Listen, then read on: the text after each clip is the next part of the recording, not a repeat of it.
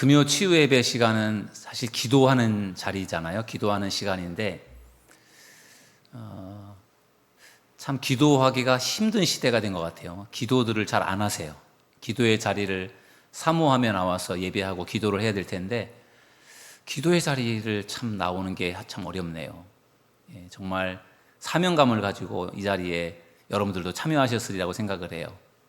정말 내가 은혜 받고 싶어서, 내가 정말 은혜 받고 싶어서 금요 치유 예배에 나오시는 분들도 있겠지만, 그러나 내가 여기를 지켜야 되겠다, 그런 마음으로 나오시는 분들이 더 많아졌으면 좋겠어요. 그래야지 그런 사람들로 인해서 또 우리가 더 큰 은혜를 얻지 않을까요? 내가 이 자리를 지키겠다, 내가 없어도 아무 문제가 없겠지, 내가 안 지켜도 다른 사람이 지켜주겠지. 그런 사람들이 교회에 많으면 아마 교회가 어려울 거예요. 나 아니면 안 된다, 그런 생각을 가지고 교회를 지키는 사람들이 많아도 문제겠지만, 우리가 정말 내가 어떻게든지 자리를 지키겠다, 내가 예배의 자리를 지키고 기도의 자리를 지키고 내가 우리 교회를 지키겠다, 그런 마음을 가지고 여러분들이 예배의 자리에 함께 참여하신다면 하나님께서 더 큰 은혜를 주실 줄 믿습니다. 오늘도 이 밤에 춥지만 또 피곤하지만 이렇게 함께 예배하는 분들이 계셔서 우리가 같이 예배할 수 있는 것 같아요. 여기 계신 분들은 참 너무 귀하고 소중한 분들이신데 오늘 이 밤에 함께 하나님께서 우리에게 은혜를 주실 줄 믿습니다. 오늘은 하나님 중심의 삶을 살라, 이런 제목을 가지고 말씀을 좀 나누려고 합니다. 저를 따라서 하실까요? 하나님 중심의 삶을 살라. 여러분들은 하나님 중심의 삶을 사는 것 같습니까? 아니면은 나 중심의 삶을 사는 것 같습니까? 하나님 중심의 삶을 살아야 되는데 오늘날 많은 사람들은 하나님 중심의 삶을 살지 않고 자기 중심의 삶을 삽니다. 하나님 중심의 삶을 살아야 되는데 그렇게 살지 않아요. 그냥 자기 좋을 대로, 자기 생각대로 이렇게 살아갑니다. 그런 모습이 하나님 보실 때 어떠하실까? 오늘 한번 이 말씀을 통해서 우리 자신을 한번 돌아보면 좋을 것 같아요. 내가 과연 하나님 중심으로 살고 있는가? 유대인들은 굉장히 지혜롭고 똑똑한 것으로 알려져 있습니다. 세계 경제를 좌지우지하는 사람들, 유대인입니다. 노벨상을 가장 많이 탄 사람들, 유대인들입니다. 그 이유가 뭘까요? 왜 유대인들은 그렇게 똑똑하고 유대인들은 그렇게 돈이 많고 잘 살고 왜 세계를 좌지우지하는 그러한 능력자들인가? 그 이유가 뭘까? 하나님이 그들을 택하셨기 때문에 그렇습니다. 하나님이 이스라엘을 택하셨잖아요. 그러니까 하나님께서 그들에게 복을 주시는 거예요. 하나님의 택함을 받는다라는 게 얼마나 귀한 것입니까? 저는 또 그런 어떤 하나님께서 유대인들을 택하셨기 때문에 그들에게 복을 주신다라는 생각도 있고, 그들이 하나님 중심으로 살려고 애쓰니까 하나님께서 그들에게 복을 주시는 것 같아요. 우리가 생각할 때 유대인들, 예수님도 믿지 않는 유대인들, 우리가 우습게 생각할 수 있잖아요, 유대인들. 근데 유대인들 대단한 사람들이에요. 유대인들의 그 사고방식 속에는 정말 하나님 중심으로 사는 그러한 사고방식이 머릿속에 박혀 있어요. 어떤 점에서 그러냐면은 유대인들의 의식 속에는 이런 생각이 들어있어요. 세계의 중심은 이스라엘이다. 모든 세상 세계의 중심은 이스라엘이다. 이게 이스라엘 사람들의 의식 구조 속에 들어있어요. 우리가 세계 중심이다. 이스라엘의 중심은 예루살렘이다. 유대인들의 공통적인 생각이에요. 예루살렘의 중심, 예루살렘 수도잖아요. 예루살렘의 중심은 어디일까요? 성전이다. 그렇게 생각하는 거예요. 성전이다. 그럼 결국 그 말을 거슬러 올라가면은 세계의 중심은 이스라엘, 이스라엘의 중심은 예루살렘, 예루살렘의 중심은 성전. 그 말은 세계의 중심이 성전이라고 보는 거잖아요. 그만큼 그들은 성전을 사랑하는 거예요.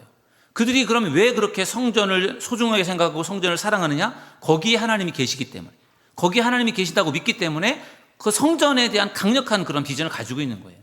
그런 삶을 살아가는 사람들이 유대인들이에요. 그들이 교만하고 자기중심적이고 자기들만 택함받았다고 하는 그러한 교만한 마음을 가진 것에 대해서는 참 문제가 있겠지만 그들이 그렇게 생각하는 그들의 의식 속에 교회 중심으로, 성전 중심으로, 하나님 중심으로 그렇게 살아가려고 애쓰는 그런 모습들은 우리가 좀 배워야 될 부분이 아닌가 그런 생각을 하게 됩니다. 여러분은 과연 어디에 중심을 두고 여러분의 인생을 살고 있습니까? 과거에 제가 어렸을 때 70년대, 80년대 제가 어렸을 때 신앙생활하던 그런 시골 교회, 또 80년대 제가 신학교를 다닐 때 막 교회가 부흥하던 그런 시대에 사람들의 그 관심이요 정말 하나님께 있었고 교회에 있었어요. 정말 열심히 교회 나와서 예배를 드리고 집회하고 말씀대로 살아가려고 애를 쓰는 그러한 성도들이 정말 많았거든요. 오늘날 2000년대에 접어들면서 2026년이 됐는데 시대가 발전하면 발전할수록 사람들의 마음의 중심이 하나님에게 있는 게 아니라 자꾸 자신한테 가는 것 같아요. 자기 중심으로, 내 마음대로, 내 생각대로, 내가 좋아하는 대로, 하나님이 원하시는 대로가 아니라 내 마음대로, 내 생각대로 살아가려고 하는 사람들이 점점 더 많아지고 있기 때문에 이 세상이 하나님 중심의 삶을 살아가려고 애쓰는 사람들보다 자기 중심대로 살아가려는 사람들로 더 많아지는 세상. 그러니까 세상이 어떻게 되겠어요? 정말 하나님의 뜻대로, 하나님의 말씀대로 세상이 움직여지는 세상이 아니라 사람의 뜻대로 움직여지는 그런 세상이 되었다라는 거예요. 그러니까 하나님이 보실 때 얼마나 안타깝겠습니까? 직장과 사업의 중심을 두고 살아가는 사람. 오늘날 많은 사람들이 직장에 나의 사업의 중심을 두고 살아갑니다. 그것은 잘못된 것이 아니에요. 하나님께서 우리들에게 직장을 주셨고 사업을 맡겨주셨으니까 그 일에 충성을 다하고 충실하게 살아가는 것, 그것은 문제가 아닙니다. 잘하는 거예요. 중요한 것은 그러나 내게 주어진 직장에서 내게 맡겨진 사업장에서 열심히 일하는 것 중요하지만 더 중요한 것은 그 모든 것을 주관하시고 다스리시는 분이 하나님이시다라는 것을 우리가 기억해야 된다는 것입니다. 우리에게 생명 주신 분 하나님, 우리에게 직장을 주시고 일터를 주신 하나님, 왜 그분이 우리를 택하셨고 왜 그분이 우리에게 직장을 주시고 왜 우리에게 사업장을 주셨는가, 그것을 우리가 잊어서는 안 된다는 거죠. 내가 열심히 일을 해서 내가 노력해서 내가 이렇게 성공하고 내가 잘 살고, 그게 아니라 하나님의 은혜를 주셔서 그게 가능한 것이기 때문에 우리는 결국은 내게 주어진 직장에서 사업장에서 열심히 일을 하지만 그러면서도 항상 우리의 마음의 중심은 하나님께로 향해야 될 줄로 믿습니다. 그렇지 않으면은 결국은 나의 중심으로 내 생각대로 살다가 하나님과는 상관없는 인생을 살게 되는 거예요. 그러다가 죽으면 어떻게 될까요? 그러다 죽으면 하나님 앞에 칭찬을 받을 수 있을까요? 내 중심으로 살았는데, 하나님 중심이 아닌데. 우리는 어떻게 보면은 다 청지기입니다. 청지기. 우리들의 인생, 우리들에게 주어진 물질, 모든 것들이 다 내 것이 아니라 하나님이 우리에게 일정 기간 동안 맡겨주신 거라는 거예요. 그러니까 하나님이 우리에게 맡겨주셨기 때문에 우리에게 맡겨주신 것을 하나님이 기뻐하시도록 하나님이 원하시는 대로 이것을 우리가 사용해야 되잖아요. 우리의 시간도, 물질도, 모든 우리의 인생이 나를 위한 것이 아니라 우리가 맡겨주신 하나님이 주인이시고 우린 청직이기 때문에 이 모든 것들이 하나님이 기뻐하시는 방향으로 이것이 움직여져야 되는데, 자꾸만 인간이 교만해지다 보니까 자꾸만 내 중심으로 내 생각대로 살아가려고 애를 쓴다라는 거죠. 그러니까 점점 하나님 중심이 아니라 자꾸만 내 중심으로 인생을 살게 되니까, 그러니까 점점 하나님으로부터 멀어지게 되는 것입니다. 여러분, 우리는 하나님 중심으로 인생을 살아가는 성도들이 될 수 있기를 주님의 이름으로 축원합니다. 얼마 전에 이제 책을 보는데 기독교인들 중에도 점을 보는 사람들이 많다. 그런 것에 관련된 책을 보았어요. 과연 오늘날, 옛날 얘기가 아니라 오늘날 기독교인들 중에 점을 보는 사람이 얼마나 될까? 이거는 철저한 통계 조사를 통해서 이거는 나온 수치예요. 어느 정도 성도들이 점집에 가서 점을 볼까? 여기 계신 분들 중에서 가는 분이 계실지 몰라요. 점집에 가서 점을 보는 사람이 기독교인들 중에 20%랍니다. 20%. 5명 중에 1명은 점집에 간다는 거예요. 그리고 그 중에서도 20, 30대가 많대요. 나이 많으신 권사님들은 안 가죠. 그런데 나이 젊은 청년들, 젊은 집사님들 중에는 점집에 가서 점을 본다는 거예요. 그러면 그들이 왜, 기독교인들인데 왜 점집을 갈까? 왜 무속에 빠지나? 그 이유를 찾아보니까, 이유를 물어보니까 뭐라고 대답을 하느냐? 취업이 어렵고 미래가 불확실하기 때문에 그 무속인을 찾아가서 점을 보면서 거기에 뭔가 불안함을 해소하고 싶고 위로를 받고 싶어서 점을 본다는 거죠.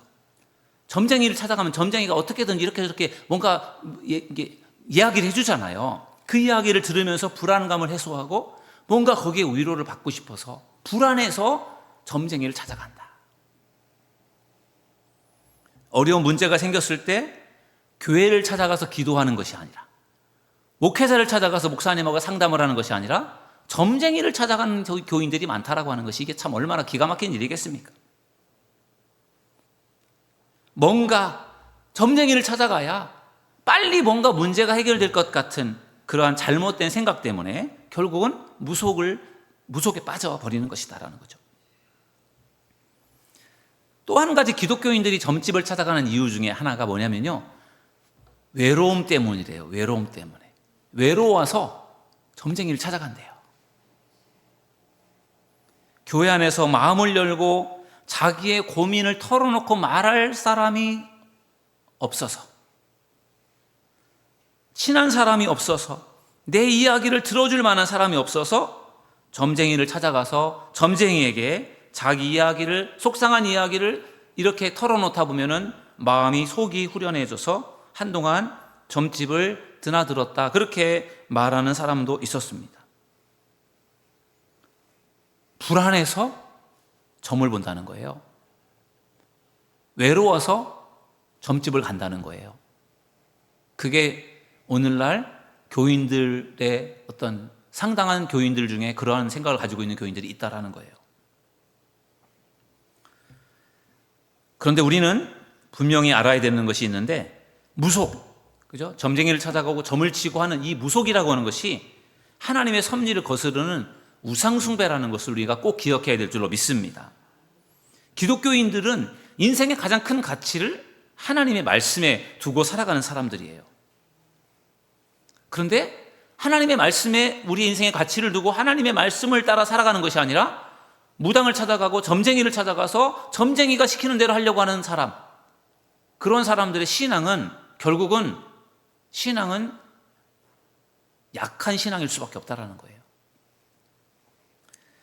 통계 조사를 따져보니까 점집을 찾아가는 사람들이 신앙이 약한 사람들이라는 거예요. 신앙이 성숙한 사람들은 안 가는데 신앙이 좀 미숙하고 연약한 사람들이 점집을 찾아간다라는 거예요. 그러니까 결국은 우리가 믿음을 견고하게 하고 신앙생활을 열심히 하면서 우리가 정말 좋은 믿음을 가지면 가지 않는데, 믿음이 약하니까 흔들리니까 혹시라도 거기 가면 뭔가 좋은 일이 있을까, 혹시라도 뭐 점쟁이를 찾아가면 뭔가 좀 용한 뭐가 나올까 하는 그러한 믿음에 없는 그러한 모습으로 간다라는 거죠.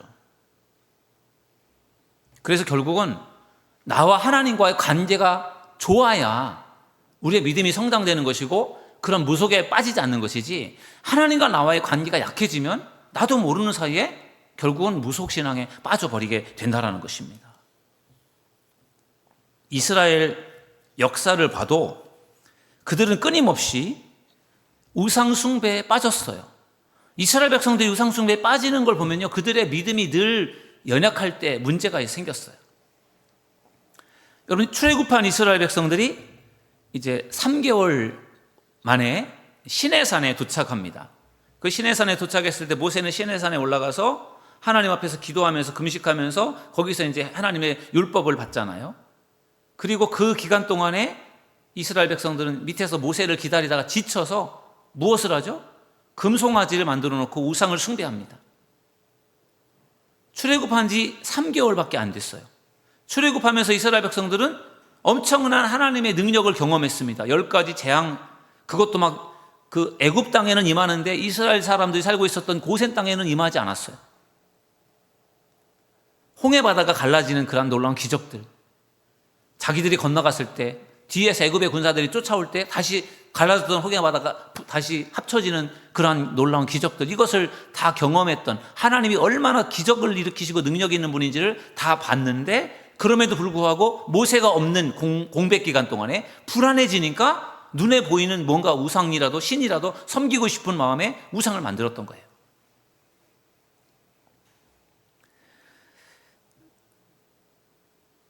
시편, 지난 수요일 날 나눴던 말씀인데, 시편 115편에 보면은 우상 숭배의 어리석음을 지적하는 말씀이 있어서 제가 한번 여러분들 읽어 드릴 테니까 한번 들어보세요. 우상 숭배가 얼마나 어리석은 일인가. 그들의 우상들은 은과 금이요 사람이 손으로 만든 것이라. 손이 있어도 만지지 못하며 발이 있어도 걷지 못하며 목구멍이 있어도 작은 소리조차 내지 못하느니라. 우상들을 만드는 자들과 그것을 의지하는 자들이 다 그와 같으리로다. 아멘. 우상은 사람이 만든 것이고, 그리고 금붙이고 은붙이고 아무런 힘도 없고 능력도 없는데, 그런데 사람들이 그것을 의지하고 그것을 믿는다라는 거죠. 그러면은 우상이 힘이 없는 것과 똑같이 우상을 만드는 사람이나 우상을 숭배하는 사람이나 다 똑같다라는 거죠. 다 힘이 없고 무능하다라는 거예요. 그런데도 어리석게 인간은 자꾸만 우상을 숭배한다라는 것입니다. 반면에 우리가 믿는 하나님은 이 세상 만물을 창조하신 하나님이신 줄로 믿습니다. 능력이 많으신 분이세요. 우리는 그 하나님을 믿고 의지해야 될 줄로 믿습니다. 우상 숭배에 빠지는 게 아니라 하나님을 믿고 의지하는 그러한 믿음의 사람들이 되어져야 할 줄로 믿습니다. 오늘 본문 말씀 우리 매일매일 읽는 성경 통독의 그 내용 중에 있는 그런 분량, 오늘 읽다가 제가 오늘 말씀을 준비를 했는데, 오늘 본문 말씀이 하나님 중심의 삶을 살라는 것을 우리에게 말씀하는 그런 도전하는 말씀이에요. 그래서 오늘 본문 말씀을 한번 보시면요, 다시 한번 보시면 민수기 2장 17절인데, 그 다음에 회막이 레위인의 진영과 함께 모든 진영의 중앙에 있어 행진하되 그들의 진친 순서대로 각 사람은 자기의 위치에서 자기들의 길을 따라 앞으로 행진할지니라. 아멘. 여기 보면은 이스라엘 백성들이 애굽을 탈출해 나와서 행진을 하는 그러한 장면이에요. 행진을 하는데, 그 행진을 할 때 하나님께서 행진하는 그러한 이런 행진하는 순서, 행진하는 방법, 행진할 때 어떤 그런 대여를 하나님께서 말씀해 주셨어요. 그리고 행진을 하다가 이제 구름 기둥이 움직이면 행진을 하다가 구름 기둥이 멈추어 서면 거기에서 멈추어 서는 거예요. 그리고 그 이스라엘 백성들은 40년 동안 광야 생활을 하잖아요. 그들이 워낙에 유목 생활했던 사람들이기도 하고, 애굽에서 탈출해 나와서 40년 동안 광야를 가는 동안에 그들은 일종의 천막 생활을 합니다. 성막이라고 하는 것도 그때 하나님께서 시내산에서 주신 성막도 천막으로 되어 있잖아요. 이동형이란 말이에요. 요즘에 젊은 사람들 그 캠핑을 좋아한다고 하잖아요. 캠핑을 좋아하는데, 그 캠핑을 할 때 가서 텐트를 치고 잠을 자고, 그리고 텐트에서 생활하다가 다시 텐트를 접어가지고 오고 이렇게 하잖아요. 그렇게 이스라엘 백성들이 40년 동안 광야 생활하면서 그 생활한 거예요. 천막 생활하면서, 텐트 생활하면서 거기서 생활하고 잠자다가 하나님이 또 구름 기둥을 이동시키면 또 다시 다 거두어서 짊어지고 다시 또 행진을 하는, 그게 이제 40년 광야 생활이에요. 근데 그 생활을 할 때 하나님이 행진을 할 때는 요렇게 모양을 만들어 요런 식으로 행진을 해라. 그리고 너희들이 이제 행진을 멈추고 이제 천막을 치고 정착을 해서 일정 기간 동안 머물 때는 요렇게 너희들이 이렇게 진을 쳐서 그렇게 생활을 해라. 이렇게 하나님께서 가르쳐 주신 그 방법이 있어요. 그게 이제 오늘 본문에서도 읽었는데, 다시 한번 본문의 말씀 우리가 좀 전에 읽었는데, 그걸 제가 여러분들에게 그림을 통해서 한번 보여드릴 테니까 한번 보세요. 스크린 한번 보시면은 하나님께서 그들에게 가르쳐 주신 이 지금 여러분들 첫 번째 보는 이 그림이 이제 진을 친 모습이에요. 진을 칠 때 하나님이 각 12개 지파별로 3개 지파, 동서남북에 각각 3개 지파씩을 이렇게 해서 12지파로 이렇게 구분을 해 주셨어요. 각 지파별로 천막을 치고 거기서 생활하는 거예요. 정확하게 3개, 3개, 3개, 3개 이렇게 해줬어요. 그리고 그 가운데에는 뭐가 있어요? 보이시나요? 가운데 있는 게 뭐예요? 성막이에요. 성막. 그 성막이 가운데 있고요. 그 성막 가운데 바로 바깥쪽에는 제사장들이에요. 제사장. 그 레위 지파들. 그들이 그 성막 가장 가까운 곳에 레위 지파들이 있고, 그 다음에 바깥쪽에는 이제 르우벤 지파에서부터 시작해서 베냐민 지파까지 12지파가 이렇게 지금 바깥에 진을 형성하고 있잖아요. 이걸 보면은 어떤 생각이 납니까? 하나님이 왜 성막을 가장 중앙에 두고 그 성막을 중심으로 해서 이스라엘 백성들이 이렇게 진을 형성하도록 그렇게 하셨을까? 이유가 뭘까요? 하나님 중심의 삶을 그들에게 훈련시키신 거예요. 40년 동안 이스라엘 백성들이 계속해서 광야를 행진하잖아요. 광야를 행진하면서 계속해서 그들은 구름 기둥이 움직이면 천막을 꾸려서 행진을 하다가 구름 기둥이 멈추어서면 그곳에 저렇게 진을 쳐서 정확하게 동서남북에 3개 지파씩을 이렇게 이제 배치를 하고, 그 중앙에는 항상 성막을 위치시킨 거예요. 성막이라고 하면 법궤가 있는 곳이고, 법궤가 있는 곳은 하나님이 계신 곳이란 말이에요. 하나님을 가장 그들의 중심에 모시고 살아가는 것을 그들이 광야 40년 동안 행진하면서 하나님께서 그것을 계속해서 가르쳐 주신 거예요. 하나님이 가장 그들의 중심에 있어야 된다. 그런데 이것은 그들이 진을 칠 때만 하나님을 가장 중심에 모시고 있는 것을 그들에게 그렇게 지시한 게 아니에요. 행진할 때도 그래요. 행진할 때도 이 진을 치는 거나 행진하는 것이 레위기나 민수기, 신명기에 나와 있는 것, 그 나와 있는 걸 토대로 지금 그린 걸 제가 가져온 거예요. 그래서 진을 칠 때 모습은 바로 저렇고요. 행진할 때 모습은 이렇게 되어 있어요. 행진할 때. 여러분 보면 제 행진할 때 맨 앞에는 법궤가 있다면, 언약궤 법궤가 있잖아요. 그리고 그 뒤에 이제 3개 지파가 있고, 그 뒤에 또 성막이 있고, 그리고 그 뒤에 성물들이 따라가잖아요. 그러니까 빨간색으로 되어 있는 그 빨간색 중앙에 있는 부분들이 지금 다 행진할 때 중요한 성막의 기구들이잖아요. 법궤, 성막, 성물들, 이런 것들을 고핫 게르손 무랄이라고 하는 그 레위 지파들이 그것을 다 어깨에 짊어지고 그것을 이동을 했잖아요.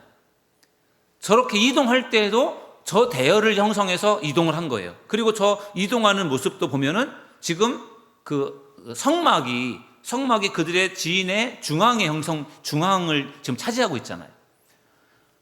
행진할 때에도 성막이 중앙에 있고, 그들이 정착을 해서 진을 치고 그곳에 머무를 때에도 항상 성막을 중심으로 그들의 진영을 꾸렸단 말이에요. 그것을 무려 40년을 한 겁니다. 40년. 하나님이 그것을 가르쳐 주신 거예요. 너희들이 어떻게 앞으로의 너희들의 삶을 살아야 될 것인지를 하나님이 계속해서 광야 생활을 통해서 그들에게 가르쳐 주신 거죠. 저것은 하나님 중심의 삶을 살아야 된다라고 하는 것을 하나님이 가르쳐 주신 거예요. 철저하게 훈련을 통해서 가르쳐 주신 거예요.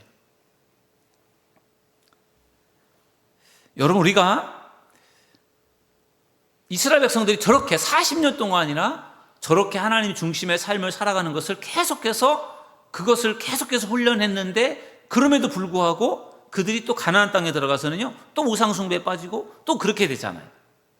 40년 동안이나 훈련 받아도 그들이 그것을 지속하지 않으면 어느 순간에 또 그게 무너져 버리는 거예요. 우리가 습관을 잘 만들어서 습관적으로 신앙생활하는 것이 매우 중요한 이유가 바로 그것입니다.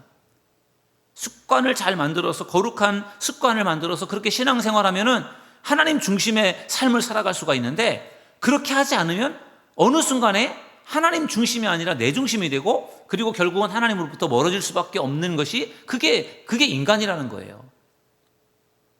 그래서 우리가 정신을 똑바로 차리고 하나님 중심의 삶을 살려고 애를 쓰지 않으면 우리는 하나님 중심의 삶을 살 수 없습니다. 인간이 그렇습니다. 내 중심의 삶을 살게 되는 거죠. 내가 좋아하는 대로, 그리고 세상이 원하는 대로. 세상에 얼마나 즐거운 일들이, 세상에 얼마나 많은 우리를 유혹하는 좋은 일들이 얼마나 많습니까? 하나님이 중심의 삶을 살아가는 그런 일에 열심을 내지 않으면 다 결국은 내 중심으로, 세상의 중심으로 살아갈 수밖에 없는 세상이라는 거예요. 그러니까 우리가 하나님 중심의 삶을 살려고 애를 써야만 하나님 중심의 삶을 그래도 사는 것이지, 노력하지 않으면 하나님 중심의 삶을 살아가는 것은 그건 불가능한 일입니다. 그래서 우리가 주일에 하나님 앞에 나와서 예배를 드리는 것 매우 중요한 일이잖아요. 하나님 중심의 삶을 살기 위해서 주일에는 다른 일 하지 않고 내가 교회에 나가서 예배를 드린다. 그 일에 우리가 최선을 다하는 건 매우 중요한 하나님 중심의 삶을 살아가는 것입니다. 근데 주일에 내가 최선을 다해서 하나님 앞에 나가서 예배를 드려서 내가 하나님 중심의 삶을 살 수 있다. 그렇게 생각하고 주일을 잘 지키잖아요. 그런데 주일에 하나님 앞에 나와서 열심을 다해서 내가 하나님 중심의 삶을 살아가려고 애를 쓰지만 또 주중에 세상으로 나가서 직장 생활하고 또 사업을 하고 세상에서 살다 보면은 또 어느 순간에 내가 하나님 중심의 삶을 살아가야 되는데 그러지 못하는 또 세상에서의 또 삶에 또 그렇게 살다 보면은 또 하나님으로부터 멀어지잖아요. 그래서 우리나라에 지금 복음이 들어온 지가 벌써 141년이 됐는데 그 우리나라에 복음이 들어와서 선교사들이 복음을 전하고 또 우리나라에 막 그 열심히 성도들이 신앙생활하면서 우리나라 성도들이 주일날 예배를 드리는 것만으로는 부족하다. 주일날 예배 드리고 또 주중에 세상에 나가 살다 보면은 또 내가 하나님 중심이 아니라 또 세상 중심으로 내 중심으로 살게 되더라. 그래서 한국 교회 성도들이 우리가 주일까지 기다리다가 우리 신앙을 지키는 게 너무 어려우니까 주중에도 우리가 모여서 우리가 예배를 드립시다. 그래서 주일과 주일 사이에 수요 예배, 3일 예배라는 예배를 드리게 되었잖아요. 그게 수요 예배란 말이에요. 그런데 그래도 또 부족하다. 그래서 우리가 주중에도 또 열심히 모여서 예배하자. 그래서 수요일과 주일 사이에 또 금요일날 금요철야를 또 했잖아요. 그리고 우리가 계속해서 우리가 기도하지 않고는 하나님 중심의 삶을 살기가 너무 어려우니까 우리 계속해서 기도합시다. 그래서 새벽에 기도하게 된 거잖아요. 그게 새벽 기도회란 말이에요. 한국 교회 성도들이 유별난 것 같아요. 유별나요? 다른 어느 세계 다른 교회 성도들보다 유별나게 열심을 다하는 성도들이 한국 교회 성도들이고, 그래서 한국 교회가 아마 크게 부흥했던 것 같아요. 그게 우리 선조들의 신앙이고, 그래서 주일날 하나님 앞에 나가서 예배를 드리는 것으로 내가 하나님 중심의 삶을 살아가는 것이 이게 쉽지 않다라는 것을 알기 때문에 또 주중에도 예배하고 하나님 앞에 기도하며 우리의 신앙을 지켜내려고 애를 쓰면서 한국 교회가 오늘까지 오게 된 거예요. 하나님의 중심의 삶을 어떻게 우리가 살 수 있어요? 하나님 앞에 나와서 예배하고 하나님 앞에 나와 기도하고 하나님의 말씀을 읽고 묵상하면서 하나님의 말씀대로 순종하며 살아가려고 애를 쓰지 않으면 우리는 하나님 중심의 삶을 살 수 없는 그러한 육신을 가지고 있다는 거죠. 그래서 우리가 하나님 앞에 나와 예배하고 하나님의 일들을 열심히 감당하는 것이 결국은 우리가 하나님 중심의 삶을 살게 되는 비결임을 믿으시기를 주님의 이름으로 축원합니다. 오늘 제가 여러분들에게 보여드린 이 그림을 꼭 기억하십시오. 이스라엘 백성들이 40년 동안 이렇게 살았어요. 하나님 중심의 삶을 살아가는 것을 그들의 삶으로 그렇게 표현하면서 살았던 거예요. 하나님이 이스라엘 백성들 광야 생활 40년 하는 동안에 하나님께서 그들에게 매일마다 만나를 내려주셨잖아요. 그것도 아침 일찍이 만나를 내려주셨어요. 저는 그것도 하나님께서 그들을 훈련시키는 방법이었다고 생각을 해요. 아침 일찍 일어나서 먹을 것을 거두지 않으면 그것이 다 녹아서 없어져 버렸단 말이에요. 부지런히 아침마다 일어나서 먹을 그것을 가져와야만 살 수 있었고, 그것은 하루가 지나면 벌레가 생겨서 먹을 수가 없어요. 게으른 사람들이 잔뜩 갖다 놓고 집에다 싸놓고 먹지 못하도록 하나님께서 하신 거예요. 훈련하시기 위해서 매일매일 아침에 나가서 거두어서 먹을 수 있게끔 하셨어요.